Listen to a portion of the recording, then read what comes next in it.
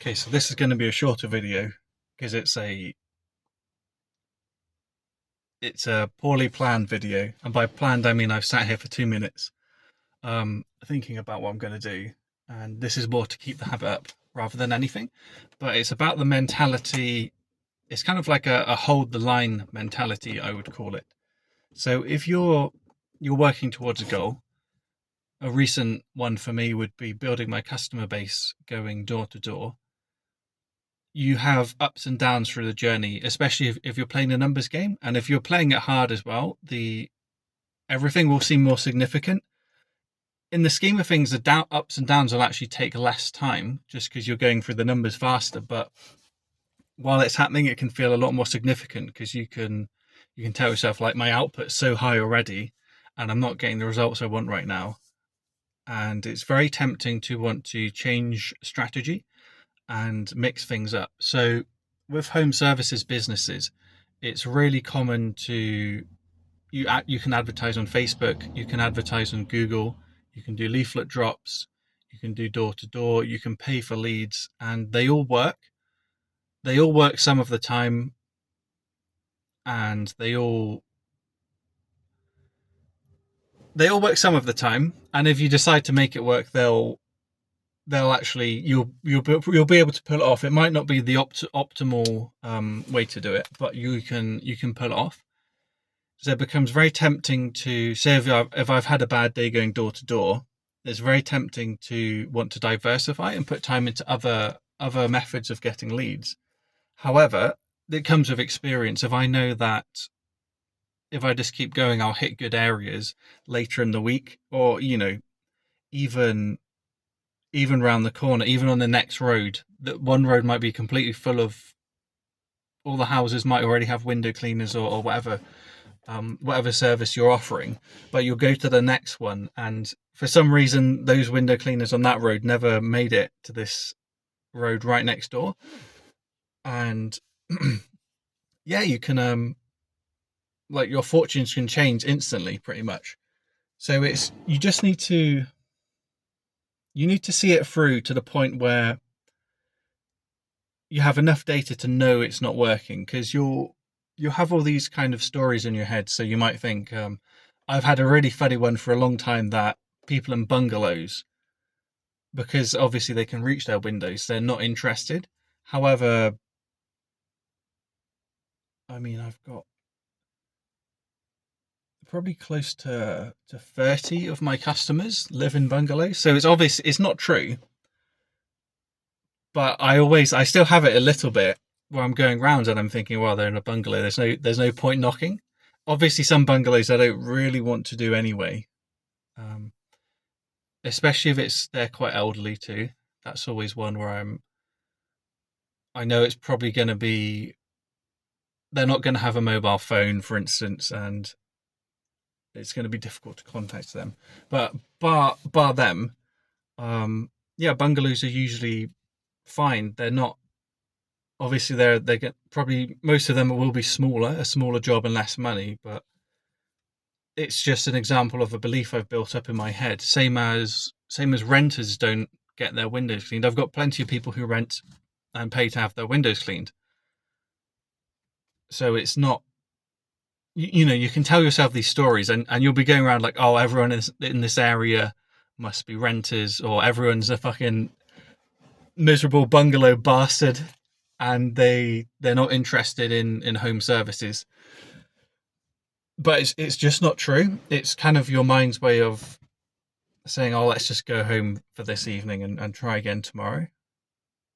But if you just switch all that off, and yeah, just hold the line, and stick to what you're doing, the worst you're going to get is a bigger data set to make a more informed decision of whether it works. And it's, for door to door, personally, I've done it in a few areas in the country, quite different areas too, and it's worked so well. Unless you're selling something completely outlandish or maybe really high ticket, I would be really, I think it's fine. And that's another thing. It's very easy to give yourself that confirmation bias. So I've heard lots of people say, other window cleaners say things like, going door to door, you just pick up the kind of the leftovers that have been left by other window cleaners. And the only real way to get a good quality amount of work is to buy an existing round off another person who's selling it, because it's all done for you. And that's just simply not, it's just not true. And, I could have read that in the early days, having a bad day going door to door, and thought, oh, fuck it, this method must be broken. I need to try this. But fortunately, by the time I read that, I had enough data. Same as there's people who swear by leaflets. They say people don't like to be disturbed at the door. And there's plenty of people who don't like to be disturbed at the door. But they're not the one. Then I'm not looking for them. I'm looking for the people who just like, yeah, that sounds great. So, and I can drop leaflets as well as go door to door. So it's not really a big deal. Most people aren't in anyway. So statistically, I've maybe, on most roads, I would say I've maybe talked to like between 20 and 30% of people, even when it's busy, and leafleted the rest. So I'm kind of doing both, and I can see the difference in going, how much more going door to door. I've picked up 8 people in an hour and a half. That's the best I've ever had. I've done other ones where I've done 6 in like an hour. And there's no other method of lead acquisition unless you're really investing heavily, where you can get that many people that fast, and there's none where you can do it for free. So yeah, so even, and the only downside is it can be uncomfortable, and it takes a little bit of time to build up not minding when people tell you no. And even if people are rude, which is incredibly rare, you just build up the capacity. And even if like everyone was rude, eventually I wouldn't give a shit about that either if I just kept going. So that might be really interesting and really cool. Like I would turn into some sort of those guys in the medieval fairs where they put their head through the stocks and insult people, and they throw tomatoes. I would probably be as emotionally resilient as one of those guys if it was if everyone was rude. So even that would have its benefits, and I would it's oh shit, my battery's running low. So the point is everything works, and whatever you commit to is going to be what works most, and you can't commit to multiple methods of customer acquisition. So fucking pick one and actually play it through. And all these kind of narratives in your head are basically you saying, does this work? I hope this works. You might have a really bad day, and I was thinking like, no one wants